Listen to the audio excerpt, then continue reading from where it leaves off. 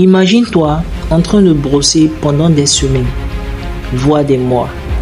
Et pourtant, quand tu regardes dans le miroir, tu vois encore des foutus vides dans ton pattern. Ce n'est pas normal. Et ça peut te frustrer au point de vouloir tout raser et abandonner. Mais stop. Aujourd'hui, on va régler ça une bonne fois pour toutes. Hello la Team Waves, bienvenue sur ma chaîne. Ici votre gamin des Zibo. Ici on parle de lifestyle, grooming et de tout ce qui a tronçon capillaire Waves. Aujourd'hui, on va parler d'un sujet qui frustre énormément de wavers.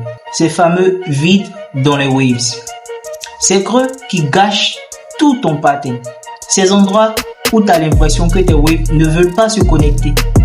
Que ce soit devant, derrière ou au niveau de la couronne. On va voir pourquoi ça arrive et surtout comment y remédier une bonne fois pour toutes.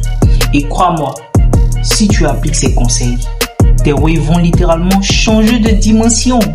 Si tu galères avec ça, c'est pas une fatalité.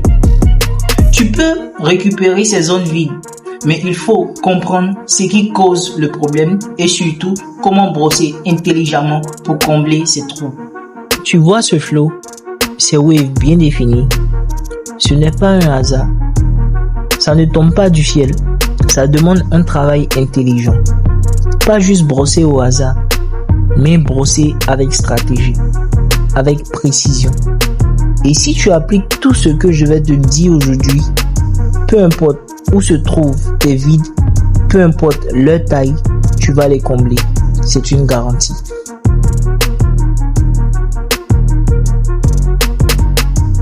Première cause, tu ne brosses pas assez certaines parties de ta tête. Parfois, on a tendance à se focaliser sur les côtés et à négliger l'avant ou l'arrière. Résultat, ces zones ne se connectent pas comme il faut. La première erreur que la plupart des wavers font, c'est de brosser partout sans vraiment se concentrer sur leurs zones faibles. On brosse les côtés, on brosse le haut, mais on néglige souvent les endroits où les waves ont du mal à se connecter. Résultat, des trous dans le pattern. Si tu veux combler un vide, tu dois en faire ta priorité. Ça veut dire quoi? Ça veut dire que tu dois passer plus de temps sur cette zone que sur les autres. C'est elle qui doit être travaillée en premier et en dernier à chaque session de brossage. Si tu ne respectes pas les bons angles, ton pattern ne peut pas se former correctement. Exemple, si tu brosses ta couronne sans respecter la direction naturelle, tu crées un désordre. Au lieu d'un bon swirl, il part vers un beehive. Les waves, c'est une question d'angle. Si tu ne respectes pas la bonne direction de brossage, tes cheveux ne vont jamais s'aligner correctement. Chaque mèche doit être guidée pour suivre ton pattern naturel. Sans ça, tu crées du chaos et des creux qui ne partiront jamais. Beaucoup de gens brossent un jour, puis arrêtent pendant 3 jours. Ça ne marche pas comme ça. Les waves, c'est un art. C'est une discipline. Moins tu brosses, plus les vides persistent. On ne va pas se mentir. Obtenir des waves, c'est du boulot. Si tu brosses un jour et que tu lâches pendant 3 jours, c'est comme essayer de construire une maison en oubliant de poser les briques. Ça n'avance pas.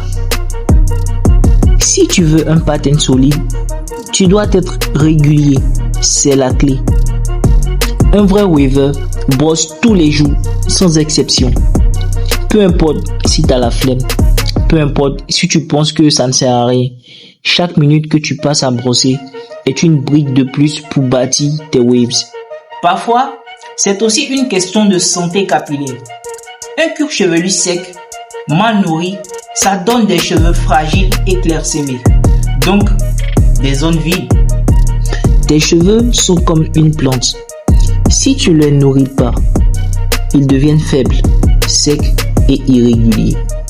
Résultat, des trous dans ton pattern. Alors, commence par bien les hydrater. Une bonne pommade, une huile naturelle et surtout de l'eau.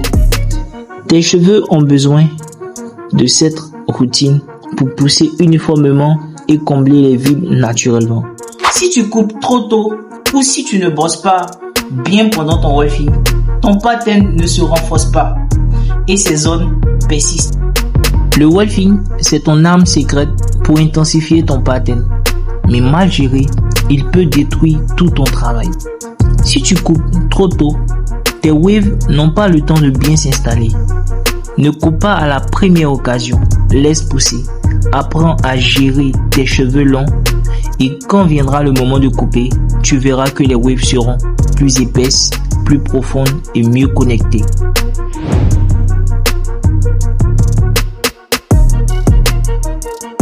Première chose à faire, identifier les zones faibles et y consacrer du temps. Passe au moins 10 minutes de plus sur cette partie dans chaque session de brossage. Pour chaque zone, il faut suivre la direction naturelle de ton pattern. Utilise un miroir pour vérifier et ajuster si besoin. Brosse médium pour un brossage quotidien et doux. Brosse hard pour le wolfing. Surtout sur les zones vides pour bien tirer les cheveux et les connecter. Des cheveux bien nourris poussent mieux et remplissent naturellement les vides. J'applique une petite quantité d'huile après chaque session de brossage. Après chaque session de brossage, mets ton durac propre et bien ajusté pour que tes cheveux restent en place et ne se déforment pas pendant la nuit. Le wolfing, c'est ton meilleur ami pour combler les vides. Il faut être patient. Si tu brosses bien et que tu tiens au moins 6 semaines, tes cheveux vont naturellement se connecter. Voilà maintenant. Tu sais tout sur ce fameux vide. C'est un combat, mais un combat que tu peux gagner si tu es discipliné. Tu veux un pattern parfait? Tu dois respecter ces règles. Brossage ciblé, angle précis, hydratation et compression. C'est tout. Regarde ces waves. Regarde bien. Elles ne vont pas se connecter toutes seules.